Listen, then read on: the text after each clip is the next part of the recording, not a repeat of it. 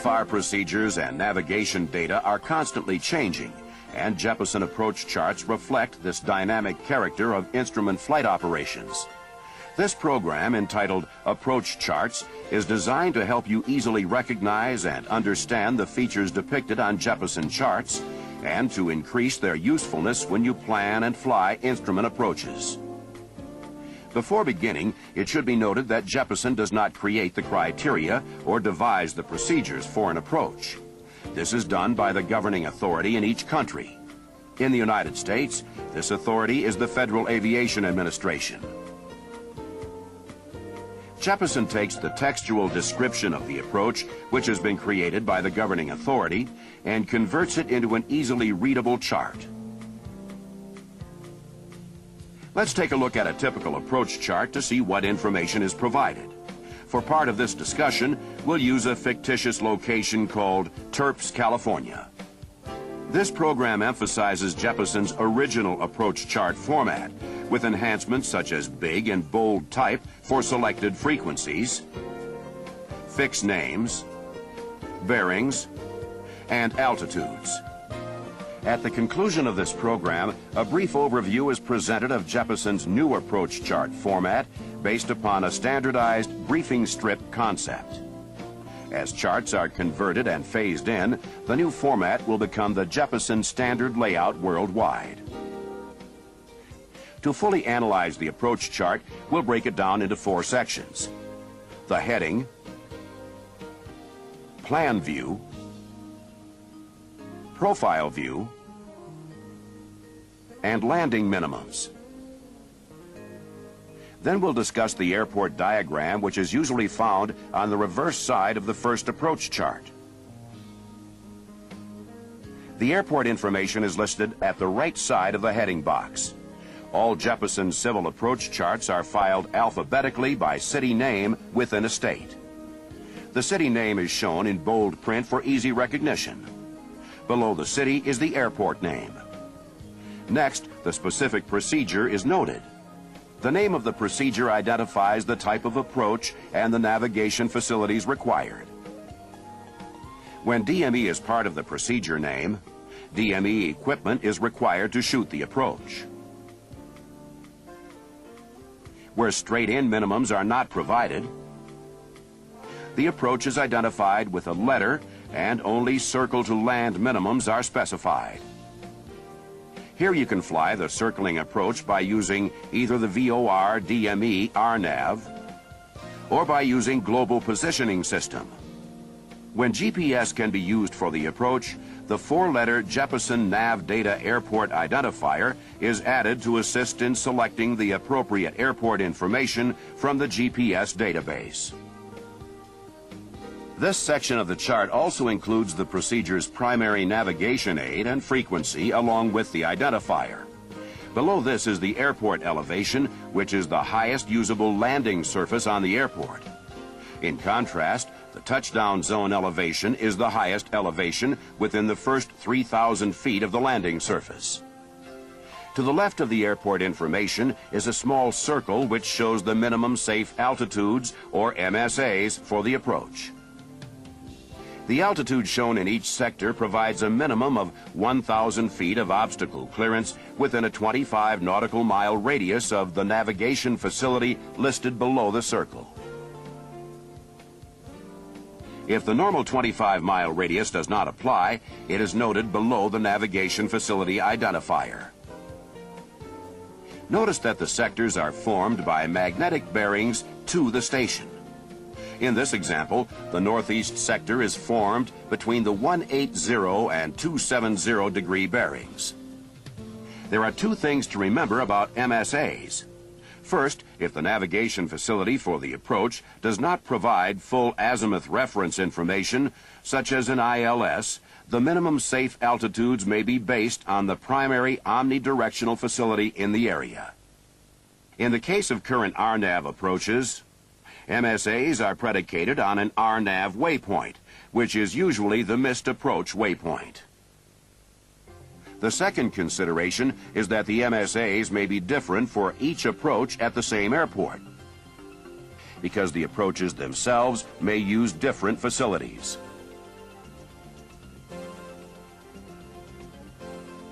The chart revision date and the effective date are shown above the MSA.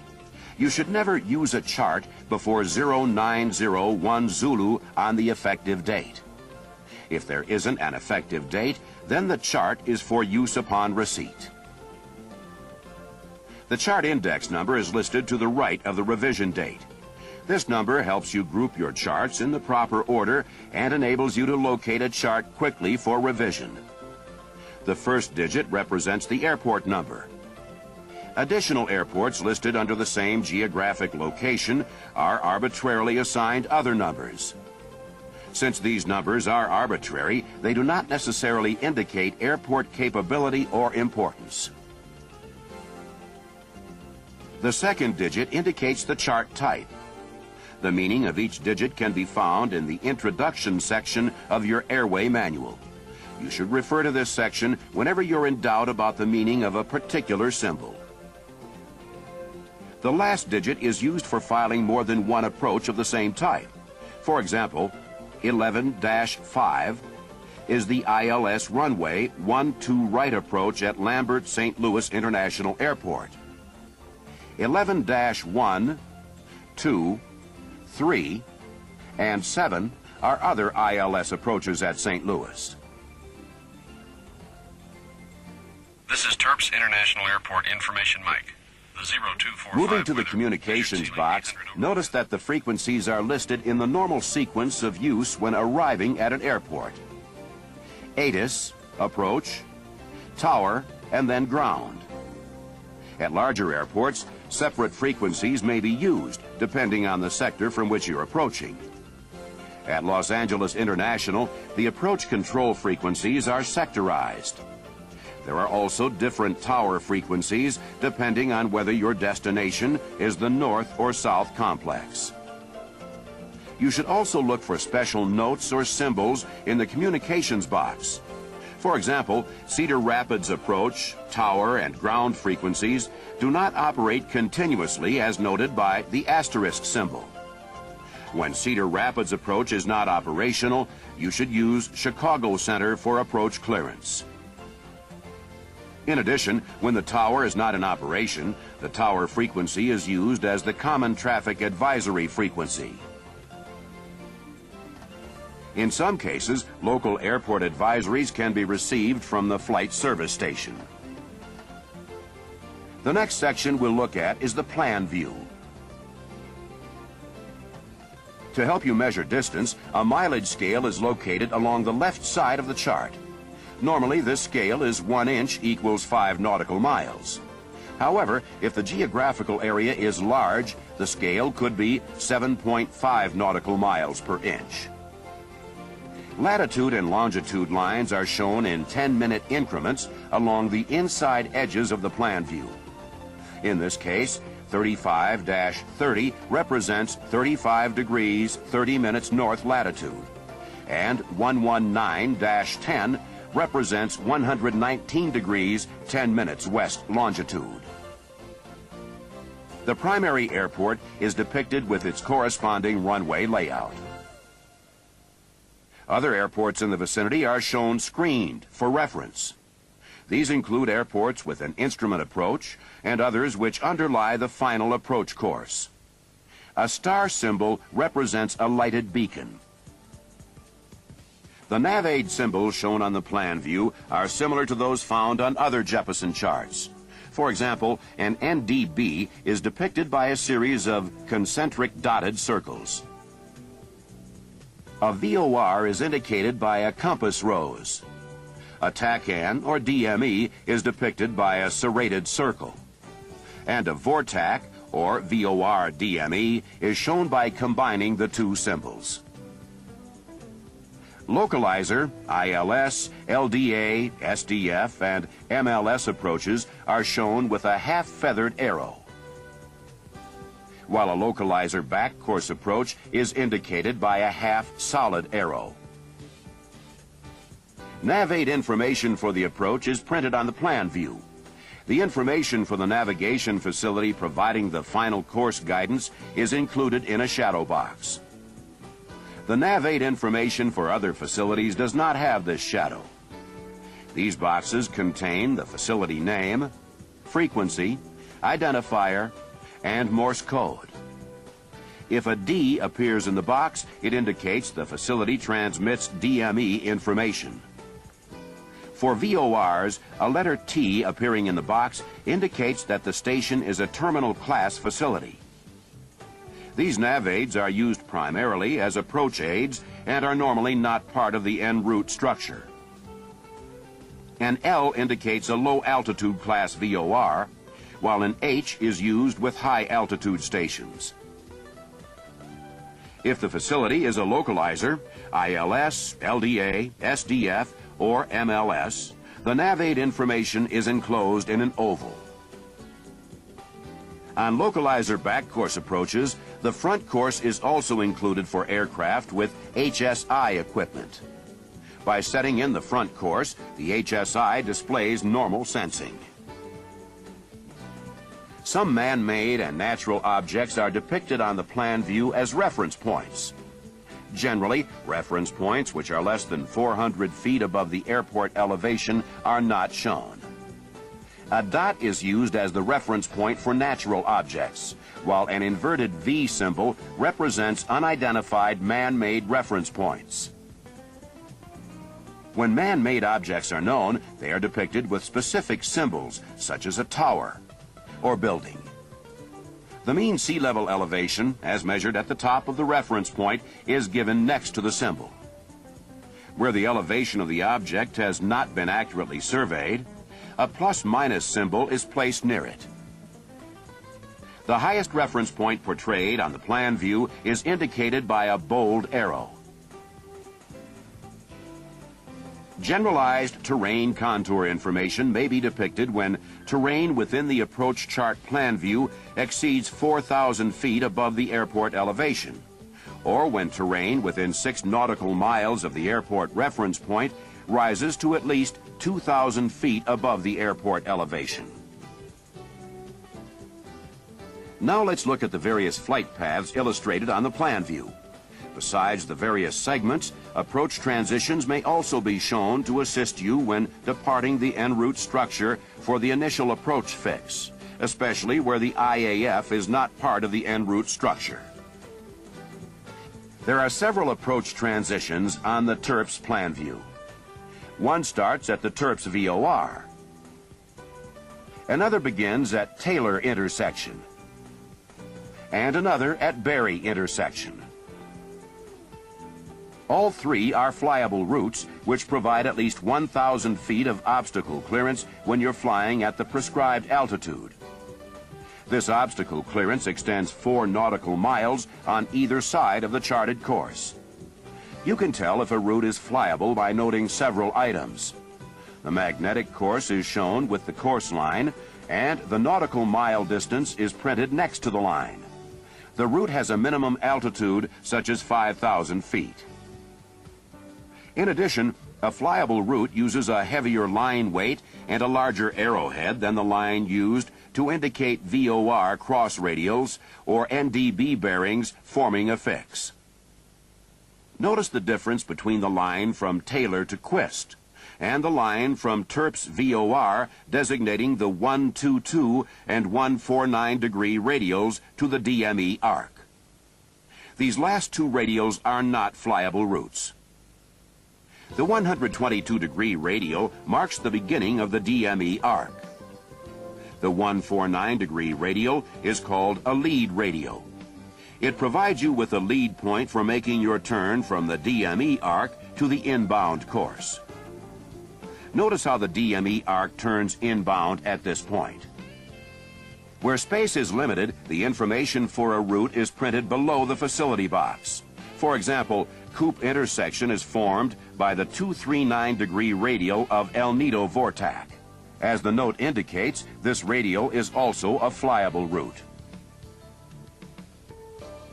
On some routes, you must fly a heading rather than receive course guidance from a navigation facility. Where this occurs, the letters HDG are printed near the route. The initial approach fixes are indicated on the plan view with the notation IAF. In this example, there is an initial approach fix at Nagel intersection and another on the DME arc at the 122-degree radial of the Terps VOR. There is also one located at Quist. An initial approach segment is shown extending from each of these IAFs. If a procedure turn is authorized, it is depicted on the plan view.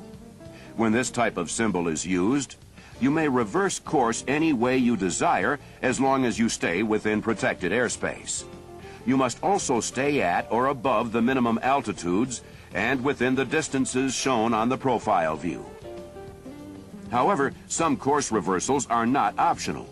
When a procedural track is charted, such as this teardrop or this holding pattern, you must fly the procedure exactly as shown unless you're being radar vectored. Where the notation "no PT" appears, a procedure turn is not required or authorized. The intermediate segment for this approach at Terps when arriving from the southeast begins at Stein intersection, or when you're aligned with the final approach course after flying the DME arc, or after flying the procedure turn. While on the intermediate segment, you are provided with a minimum of 500 feet of obstacle clearance. The width of this segment tapers from 4 nautical miles on either side of the course at the start of the segment down to as little as 2 nautical miles at the final approach fix. The final approach segment begins at the final approach fix. On a precision approach, this is where you intercept the glide slope at the minimum glide slope intercept altitude. This interception usually occurs near the outer marker, which in this case is Quist. The symbols at Quist indicate that a non-directional beacon is co-located with the outer marker, shown with the fan symbol, and with an intersection shown with a triangle. Therefore, if you're unable to identify Quist with your marker beacon, you can use the ADF or the VOR receiver to identify this fix. The final approach segment ends at the runway or the missed approach point, whichever is encountered last. The initial maneuvering course for the missed approach is shown on the plan view by a dashed line. Where information concerning the missed approach continues off the plan view, an inset is provided. The inset area is not drawn to scale. Exact details of the missed approach procedure are specified below the profile view. Where just the word climb appears, such as climb to 2000, you're required to climb straight ahead. Any turn is indicated in capital letters. With the advent of GPS approaches, additional information has been added to the plan view of Jeppesen approach charts. For example, to help pilots identify the waypoints utilized throughout a GPS approach, Jeppesen nav data identifiers are shown. These are the same identifiers which will appear in your GPS display and help you visualize your next active waypoint as you sequence through the approach.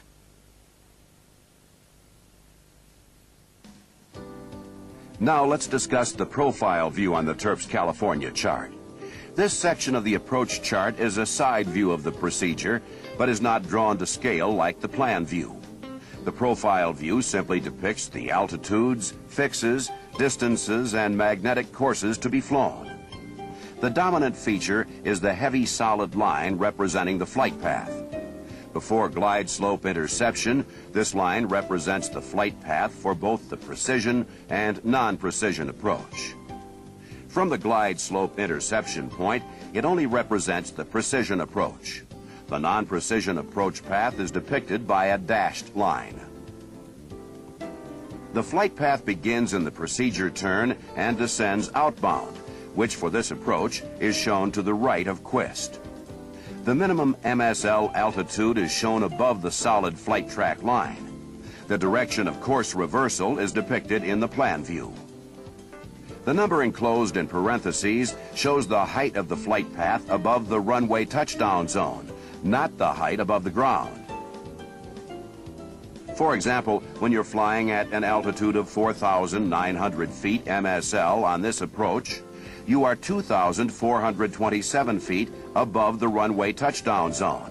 However, since this is part of the initial segment, your obstacle clearance may be as little as 1,000 feet. To the right of the altitude designation is the notation 10 nautical miles, which means the procedure turn must be completed within this distance from Quist. As you establish your aircraft on the inbound course, which is the intermediate segment, you can begin your descent to 4,300 feet. On an ILS approach, the point where the solid line begins to descend represents the point where you'll intercept the glide slope when you're at the minimum glide slope intercept altitude. For a precision approach, this is the final approach fix, or FAF, and the beginning of the final approach segment. The notation GS 4233 represents your altitude when you are on the glide slope as you pass Quist.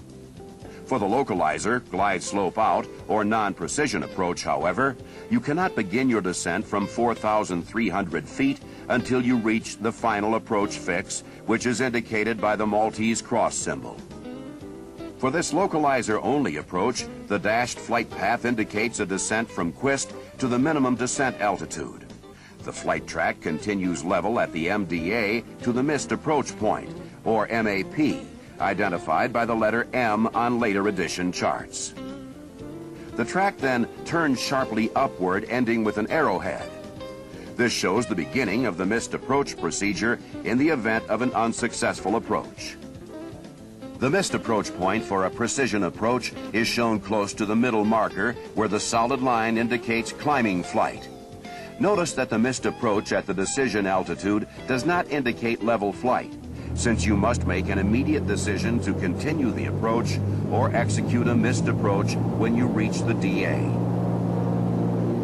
The threshold crossing height, or TCH, is listed to show the height above the runway threshold where your aircraft's glide slope antenna will be if you maintain the ILS glide path to touchdown. A threshold crossing height is not shown on non-precision approaches. The touchdown zone elevation, or TDZE, is shown next to the runway symbol. This is the highest elevation in the first 3,000 feet of the landing surface. It may be lower than the airport elevation, which is the highest point of an airport's usable runways. Two sets of nautical mile distances are located near the bottom of the profile view. The numbers below the line relate to the distance from the landing threshold, as noted by the 0 at the runway symbol. Those above the line represent nautical mileage between fixes. In this case, the distance between the locator outer marker and the middle marker is 4.8 nautical miles. While this profile view is typical of most ILS approaches, it's important to look at a few variations. Unless otherwise noted, profile views depict minimum altitudes. This altitude, however, is listed as mandatory, so you must cross buddy marker at exactly 3,000 feet. Here, the abbreviation MAX indicates a maximum altitude, and MIM means minimum. On this approach, you must cross Bassett intersection between 7,000 and 6,600 feet MSL. This approach shows various step-down fixes which are used to help you descend to a lower altitude. The circled number refers you to a note located elsewhere on the chart. This note indicates that you should maintain a minimum altitude of 10,000 feet unless you are assigned a different altitude from ATC.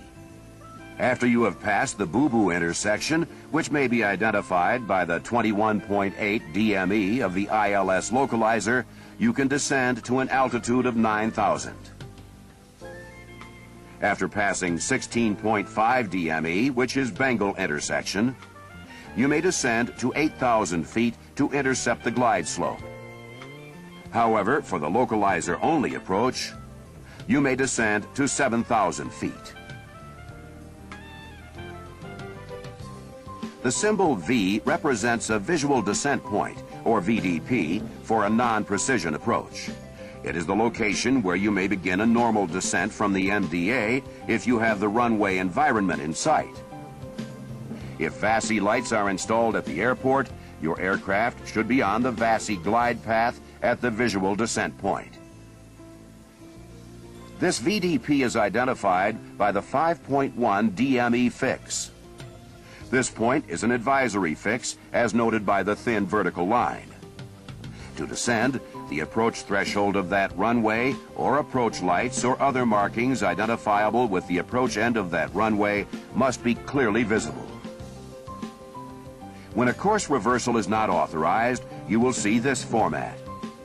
Note the absence of a solid flight path line below the 2,000-foot altitude to the right of the VOR.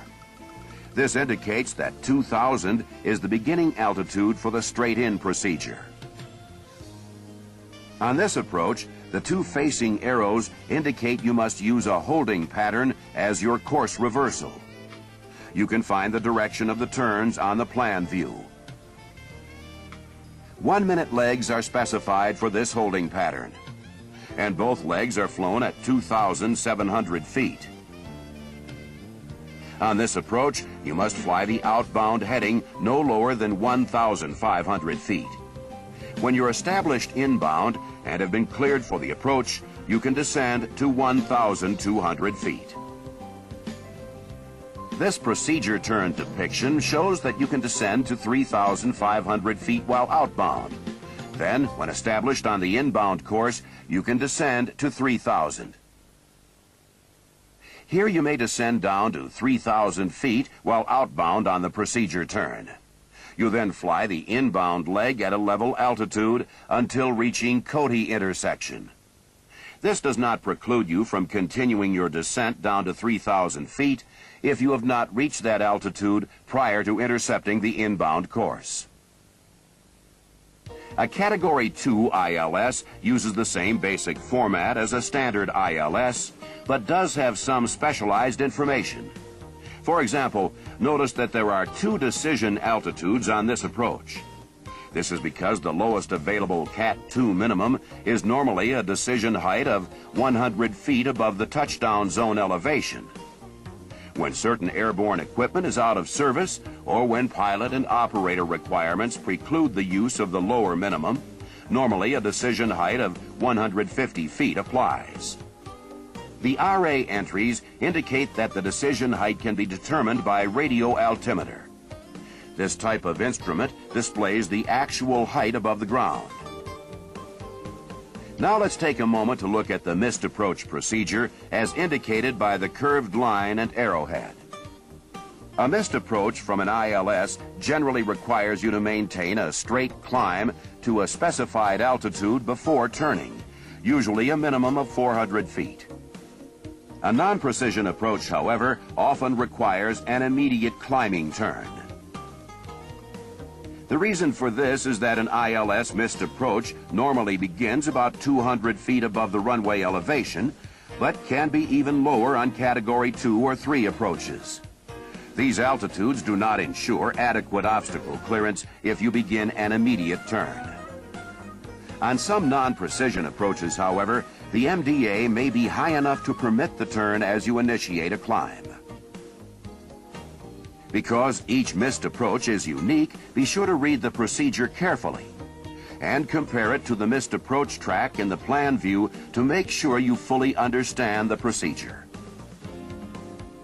When a missed approach procedure calls for a turn, it's important to understand that the obstruction clearance criteria are figured from the missed approach point. If you begin a missed approach prior to the MAP, you may pull up and begin a climb, but you may not begin the turn until you have reached the missed approach point. Now it's time to discuss the last and one of the most important sections on the approach chart, the landing minimums. Landing minimums usually increase when a required component or visual aid becomes inoperative. Jeppesen presents this information in a logical sequence. For instance, the lowest minimums are located on the left side of the box. As you move to the right, the minimums increase.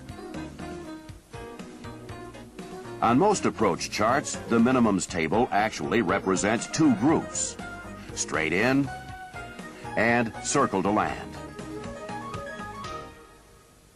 On ILS approach charts, the straight-in landing section is further divided into minimums with and without the glide slope. On the left-hand side of the minimums box, aircraft categories are represented by the letters A, B, C, and D. The first column of an ILS approach is designated as full. The minimums within this column apply when all components are operational. In this example, no matter which category of aircraft you're flying, you can descend to a decision height of 200 feet above the touchdown zone elevation, which at this location is a decision altitude of 2,673 feet MSL. Notice that these figures are labeled DA parentheses H. The DA, or decision altitude, is the MSL altitude where you must make your decision to execute a missed approach or to continue the approach. The DH, or decision height, is shown within the parentheses. For the full ILS, you must also have a touchdown runway visual range of 1,800 feet, or if RVR is not reported, a visibility of 1/2 statute mile. As you move to the right, you can see how the visibilities change for various inoperative lights. If more than one component is inoperative, you must use the more restrictive minimum. For example, if both the runway centerline lights and approach light system are out, use the minimums listed in the ALS out column. For the localizer, glide slope out, or non-precision approach, the figures are labeled MDA parentheses H.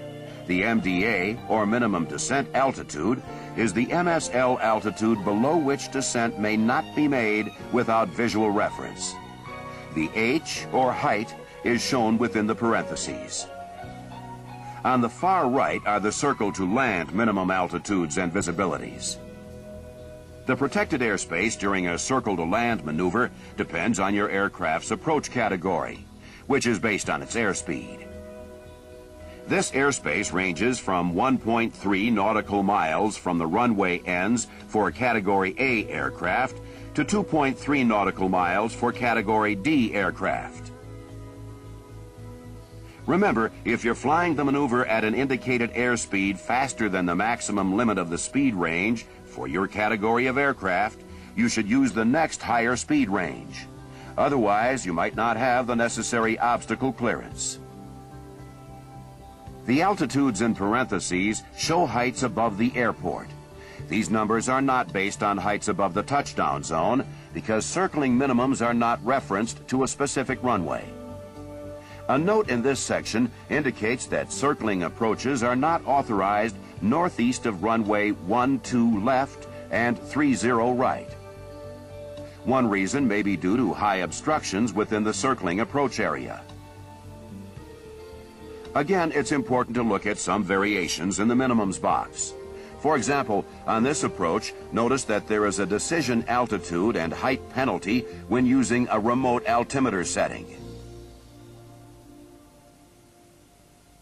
At this location, you can go to lower minimums if you can obtain a local altimeter setting. This example shows an approach which doesn't have straight-in landing minimums. Remember, straight-in minimums are omitted when the final approach is not aligned within 30 degrees of the runway, or where an excessive rate of descent, generally over 400 feet per nautical mile, would be required between the final approach fix and the missed approach point. On the other hand, you are not prohibited from landing straight in when an approach does not show straight-in landing minimums, provided you break out in time to position your aircraft and make a normal final descent to the runway. Notice that there are different minimums for this approach, depending on whether or not you can identify Fernie intersection. Since Fernie is a step-down fix, once you have identified and crossed it, you can descend to the lower minimum altitude. Below the minimums box is a conversion table. For a precision approach, the middle row relates the aircraft's ground speed to the rate of descent necessary to maintain the glide slope. You can use this information to help determine the presence of a headwind or tailwind. For example, the table shows that at a ground speed of 120 knots, you must maintain a descent rate of approximately 647 feet per minute to stay on the glide slope. If you notice that a rate of 800 feet is required to remain on the glide path, a tailwind may be present. If your wind estimate varies markedly from the reported surface winds, be prepared for possible wind shear during the approach. The bottom line shows the elapsed time from the final approach fix to the missed approach point. It applies only to non-precision approaches because the MAP location for the non-precision approach is usually the runway threshold. The MAP for an approach using glide slope information occurs approximately 1/2 mile from the threshold when you reach the decision altitude while on the glide slope. When the conversion table is blank, the missed approach point is not based on elapsed time or ground speed, but rather is a specific point. The MAP in this example occurs at the NDB, which is located at the airport. Just below the conversion table is a revision note to inform you of important changes which occurred during the last revision. In some cases, you'll find that the changes have occurred on the other side of the chart.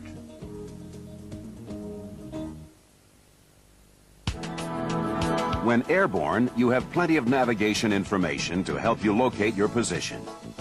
But once on the ground, orientation becomes a different challenge, especially at unfamiliar airports.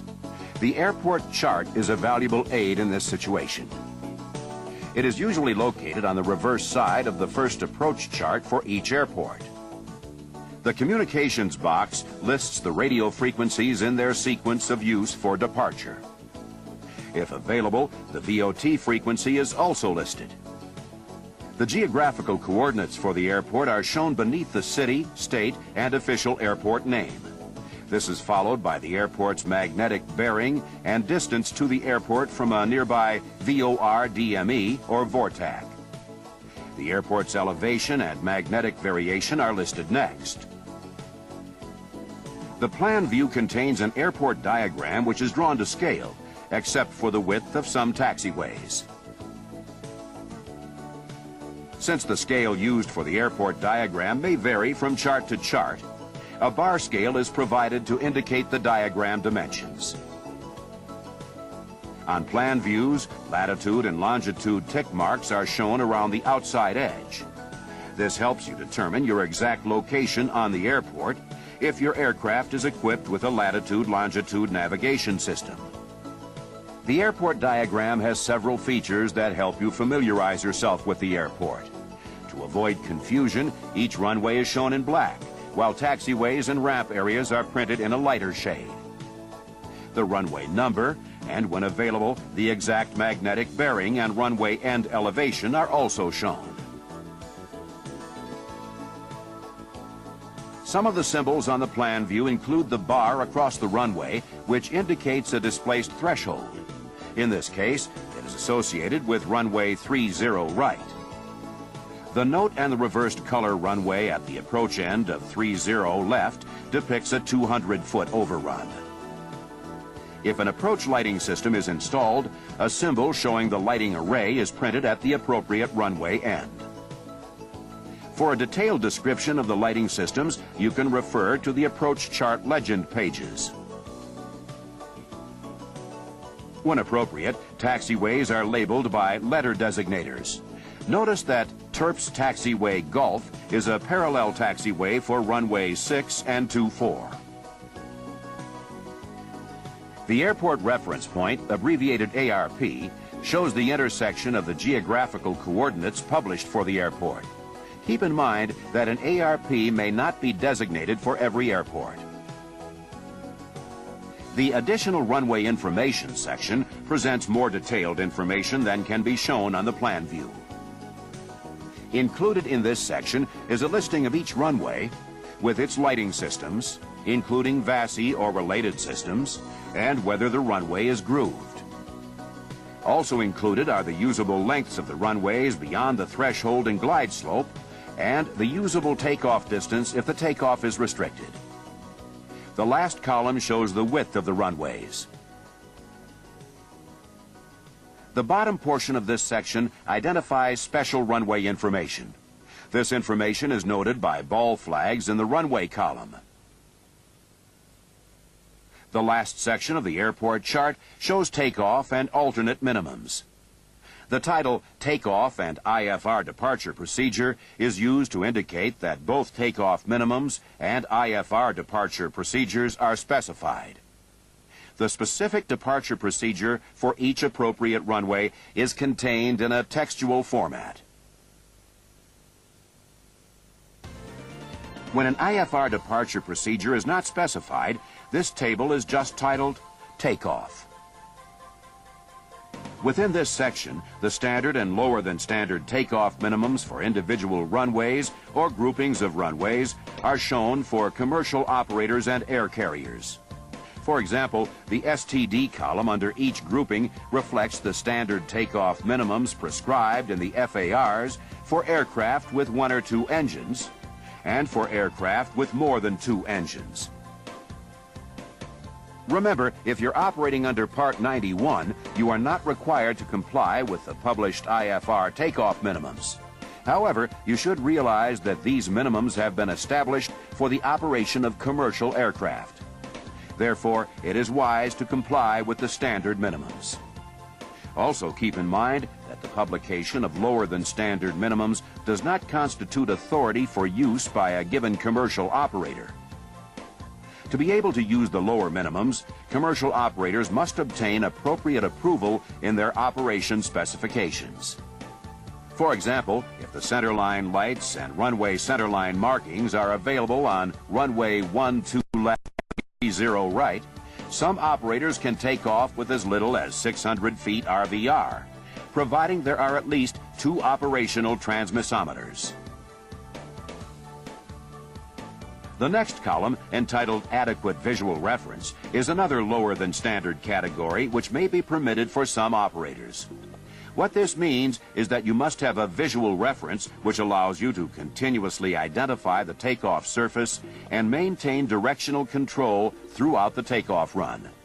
This is usually provided by runway markings or lighting.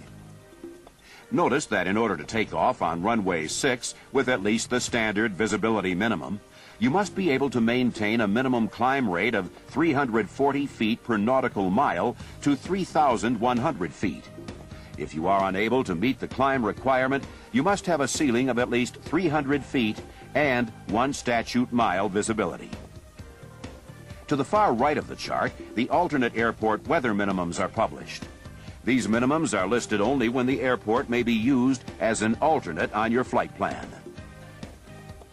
Where the airport is not authorized as an alternate, the notation NA appears in the box.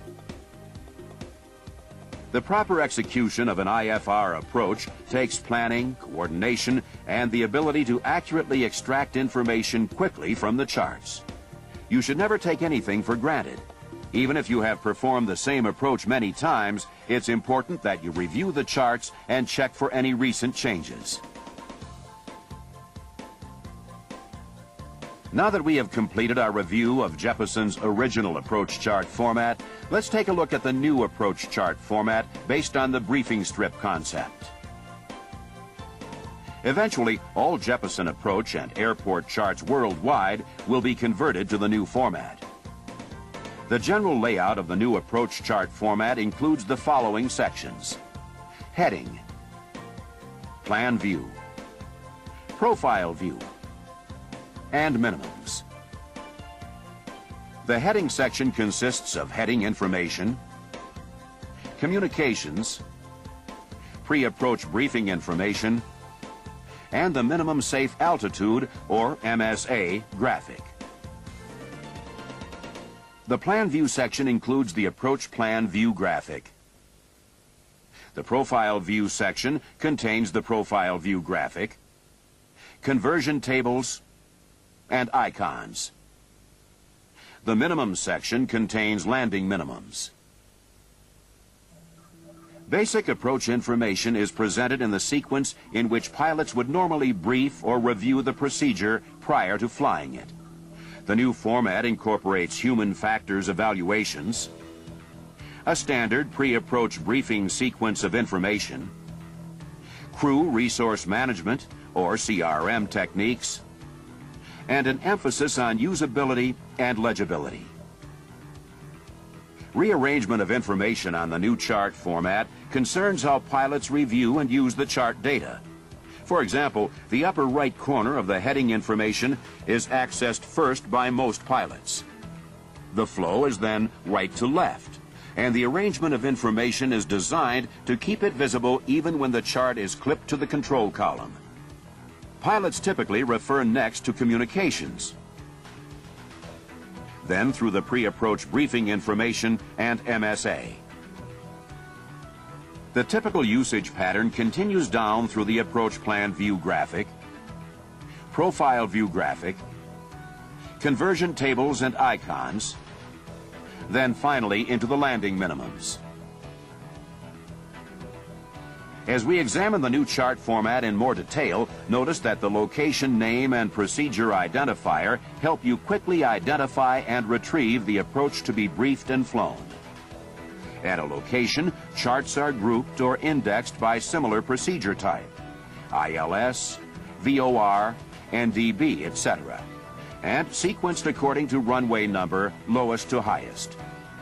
For example, ILS runway 16 is before ILS runway 34. To verify that the selected chart is correct and current, pilots review the grouping of the Jeppesen nav data, or ICAO, airport identifier, the airport name, chart index number, and date. Communication frequencies are arranged horizontally. Notice that the frequencies are listed left to right in the normal sequence of use from arrival to touchdown. The pre-approach briefing information and MSA section starts with the primary navigation aid used for the approach. For example, on ILS approaches, this will be the localizer.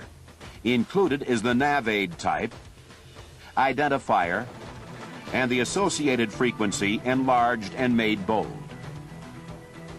The final approach course bearing is next, which is also found in the plan view and profile view, and it's depicted in big and bold type. As we continue horizontally, the next box contains the glide slope altitude at the outer marker, or equivalent position for precision approaches, or the minimum crossing altitude at the final approach fix, or equivalent position for non-precision approaches. Notice the use of big and bold type. The name or identification of the associated nav aid or fix is included in this box. Remember, step-down fixes may exist between the FAF and MAP. Refer to the profile view for complete information. Contained in the next box is the decision altitude, or minimum descent altitude, and the box lists the lowest minimum altitude in large bold type, and the height for the straight-in landing. Under certain conditions, this box may contain a note referring you to the minimum section. You should always review the minimum section for complete information. The final box in this row contains the airport elevation and the touchdown zone or runway end elevation in large bold type. On the original chart format, only the airport elevation is found in the heading section. Complete instructions for the missed approach procedure have been moved into the heading section. They are placed here because the entire missed approach procedure is typically referenced during the pre-approach briefing. Additionally, missed approach information is shown in graphical form in the plan view. General equipment or procedural notes associated with the approach are found together in this common placement area of the new format. Altimetry information is also found here. If there are no notes associated with the approach, this row may be omitted. On the original format, notes may be found in various locations around the chart. The minimum safe altitude, or MSA, graphic is consistently placed in this new location for quick and convenient reference. The bearings and radials are oriented to the point of origin. A minimum safe for sector altitude is applicable to a 25 nautical mile radius unless otherwise specified. In the plan view of the new format, the primary navigation aid information is shown using big and bold type and a shadow box for easy recognition. Slight style changes in nav aid box outlines have been made to improve visual appearance. Leader arrows are thinner than the original chart format and contain no arrowhead. Large bold type is used to help recognize and visually identify the names and idents of airspace fixes associated with the approach procedure, along with the final approach course bearing. A layered look intended to improve visual contrast and reduce visual congestion is provided by shading or screening formation radials and secondary airports. There are several enhancements in the profile view graphic. For visual reference, big and bold type is used for the names and idents of airspace fixes associated with the approach procedure. Bold type is also used for the glide slope altitude at the outer marker or equivalent position for precision approaches and the minimum crossing altitude at the final approach fix or equivalent position for non-precision approaches. The profile view graphic also shows the existence of any step-down fixes and altitudes between the FAF and MAP. The final approach course bearing is enlarged and made bold for visual recognition. To reduce visual congestion and enhance chart clarity and recognition of surrounding chart data, the symbols for nav aids and fixes are screened or shaded. The touchdown zone or runway end elevation is also enlarged and made bold. The new format places the conversion tables below the profile view graphic for improved usability. The new position reinforces the relationship between the profile view graphic and the conversion table information. A major addition to the new chart format is the graphic depiction of the applicable approach light system, or ALS, for the straight-in approach runway. When visual descent lighting aids are available, such as RIO, VASI, or PAPI, they are shown on the appropriate side of the runway.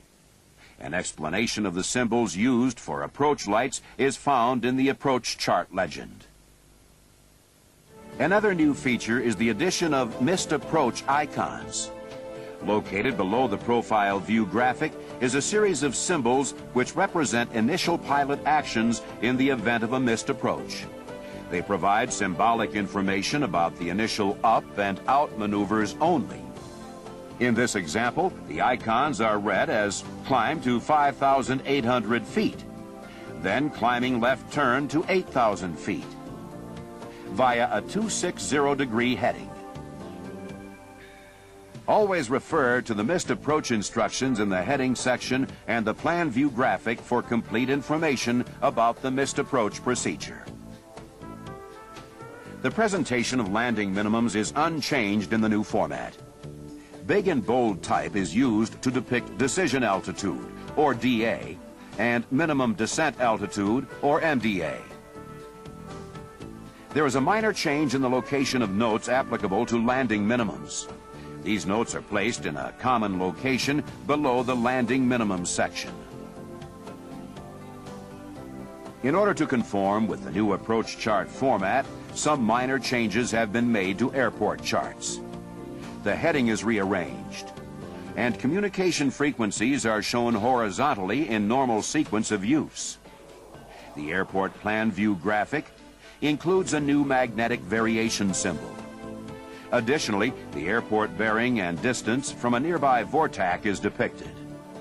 This information was previously located in the heading of the airport chart. This concludes our overview of Jeppesen's new approach chart format. Remember, it's important to always review the entire chart and all its components prior to use. While domestic instrument procedures are standardized within the National Airspace System, a note of caution. Filing and flying IFR internationally entails procedural and regulatory differences which require special preparation and orientation.